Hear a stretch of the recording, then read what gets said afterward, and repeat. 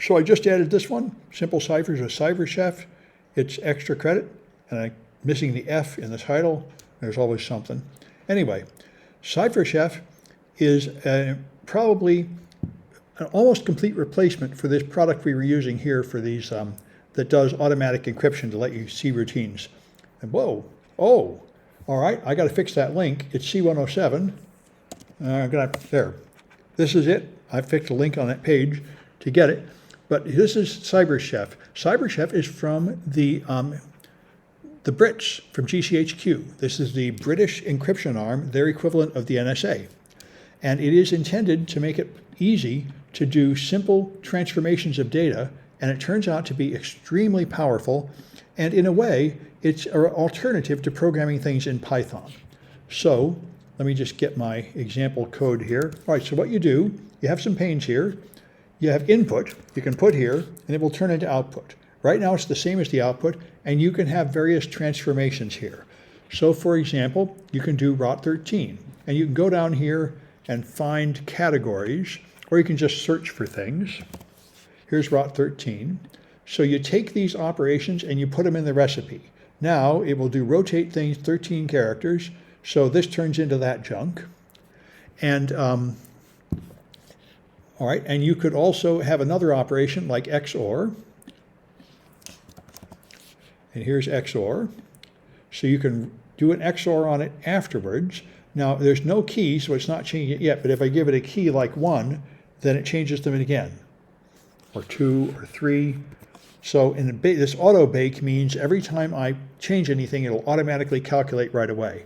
So this is going through this transformation and then that transformation, and you have many, many options, and you can just build anything you want by combining these things to make any recipe you want. And by the way, the recipe is up here in the URL, so you can just save the URL and send it to people, and when they click on it, it will load with everything all ready to go.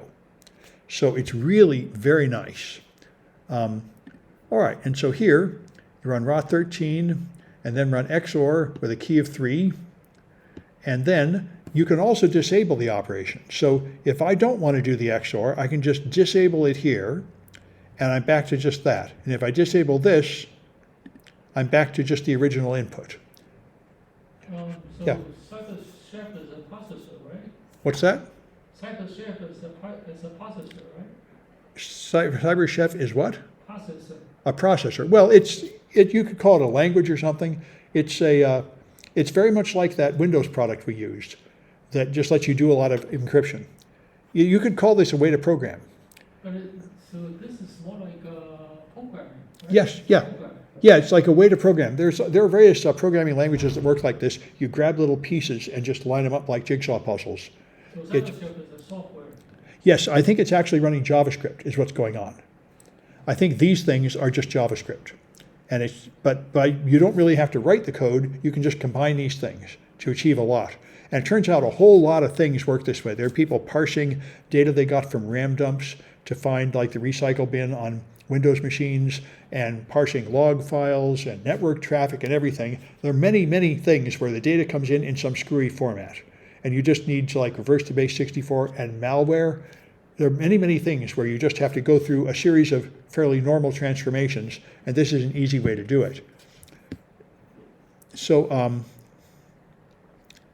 that's ROT13. Okay, so there's a flag defined there, and now we're going to break Caesar cipher. So let's take the output here. Let's have just ROT13. Okay, so this is Caesar cipher with a shift of 13. That's what ROT13 is. So let's take that and make it the plain text. And of course, ROT13 will reverse itself. But we can find the reversal with the brute force ROT13, they call it. They don't call it Caesar, they call it brute force ROT13, which is kind of an oxymoron, but that's what they call it. To remove things, just drag them and drop them to the side and they're gone.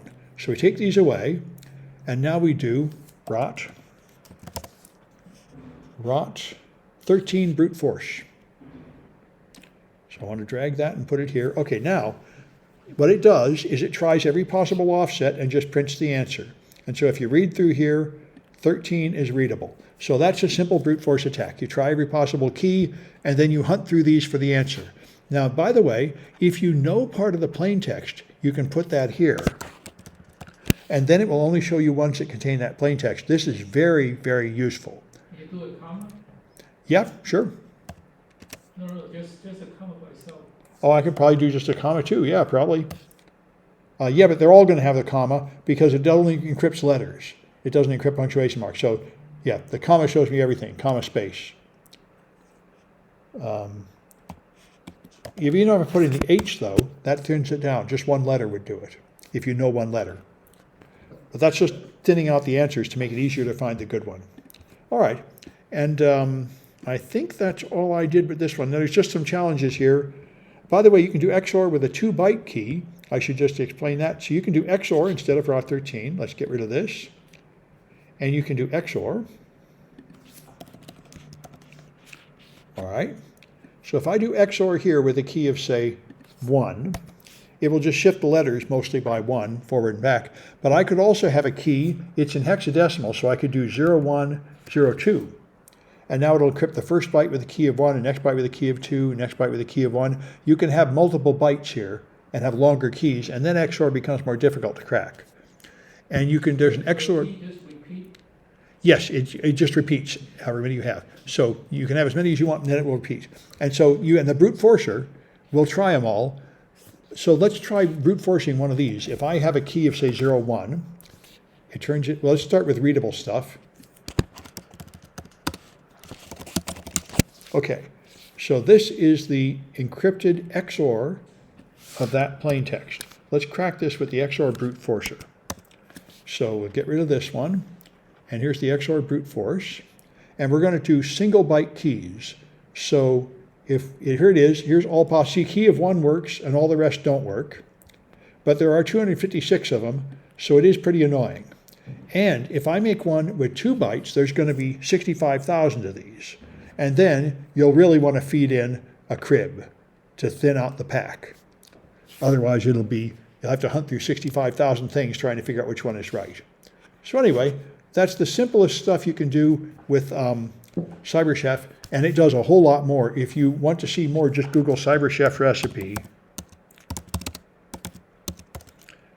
There's like about 100 of these available in different places. Here's a list of CyberChef recipes. Here's some of the stuff you can do with CyberChef. There.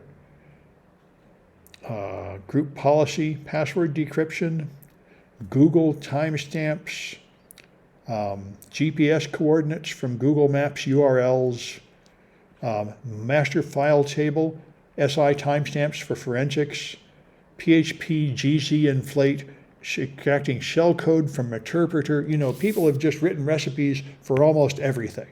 Those are solutions, right? Yeah, these are solutions. So if you click on this, it'll show you how to do it. And here's the recipe details.